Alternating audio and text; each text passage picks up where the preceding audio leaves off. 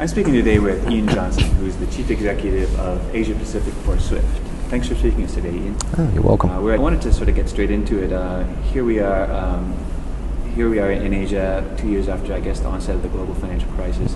Now, during this time, of course, the international banks that were the leaders in certain businesses, such as in transaction banking, had to regroup. Asian banks have seen themselves with sort of a unique opportunity to, move into new business areas to regionalize. Some of them have taken that opportunity, and others are probably in the planning stages. At SWIFT, what are you seeing in terms of this space? Yeah, certainly.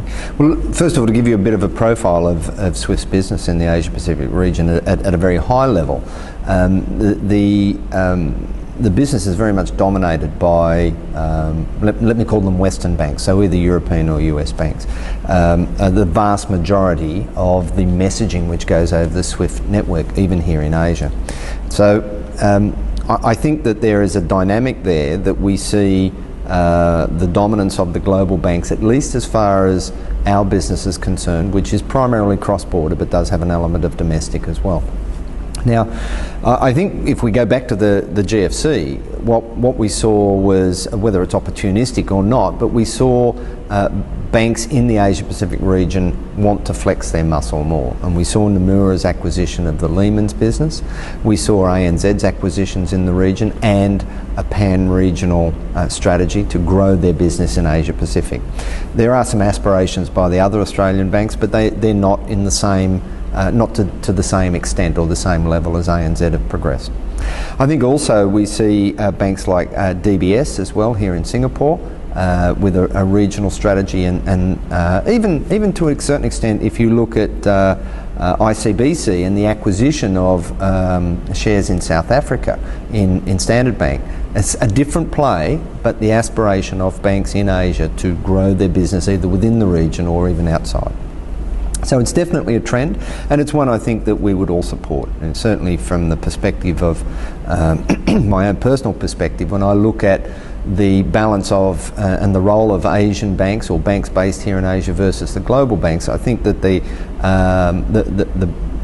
diversity and availability of a broader range of service providers is going to be important. And there's one other aspect I think that's playing on that too, is going to be the role of regulators and how the regulators are applying their requirements in each geography around the region. And I think that's going to impact not only the opportunities for Asian banks to expand within the region, but it's also going to impact the role of global banks operating within the region as well. Okay. I guess maybe it sounds like what you're seeing is that the Asian banks haven't really stepped up to the plate as much as it might look. Is there sort of a gap in terms of technology that they need to address, or let's say that they aspire to greater things?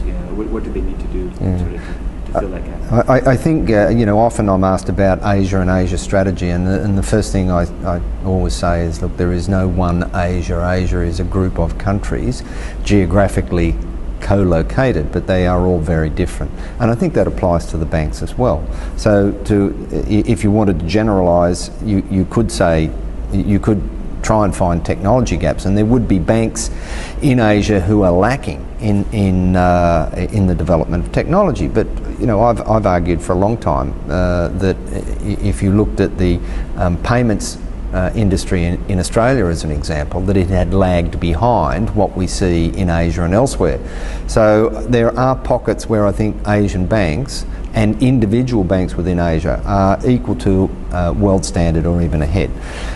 Having said that, I think that from an infrastructure perspective, there is definitely a lot more that could be done to harmonise and standardise infrastructure around the region, particularly here in ASEAN, as the governments in this sub-region have an intention to have a harmonised market. It's going to be very important to have a standardised platform and harmonised platform around the region for all of the financial communications to take place. And obviously, an advertorial, that's SWIFT's role to do that sort of thing.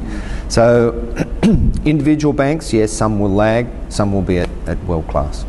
Well, maybe on another sort of enabler IT is one enabler. I think collaboration is another enabler. We've spoken to the Business Forum quite a lot about collaboration. I think we saw in the opening plenary some of the global banks coming up and being much more open about the way they collaborate. Certainly regulation is, I think, forcing banks to collaborate much more than they might have been tempted to do so in the past.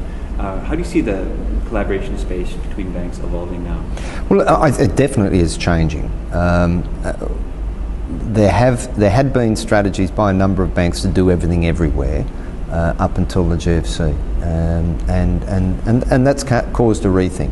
But I also think the regulation issue is going to, banks having to apply with individual regulators' requirements, and particularly if they're not standardised. But even if they are standardised, they're time and time again they have to comply with regulations in each country that they go into.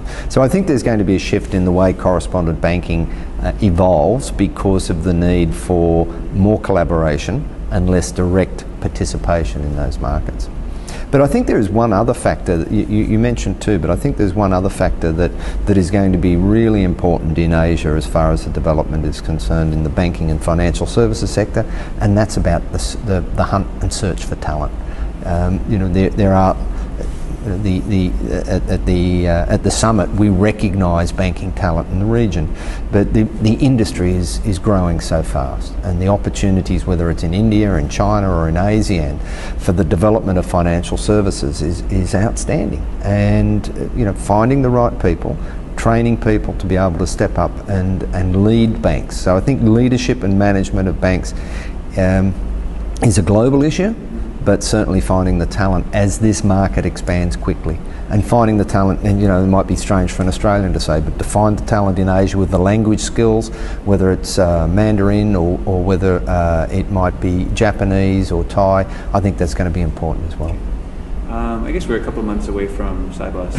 Maybe can you give me some thoughts on where the conversation is going to be for Asian banks at Sibos this year in Toronto? I think Sibos is always a great venue for people to get together and share views. And what we'll be doing, Sibos is going to be in Osaka next year.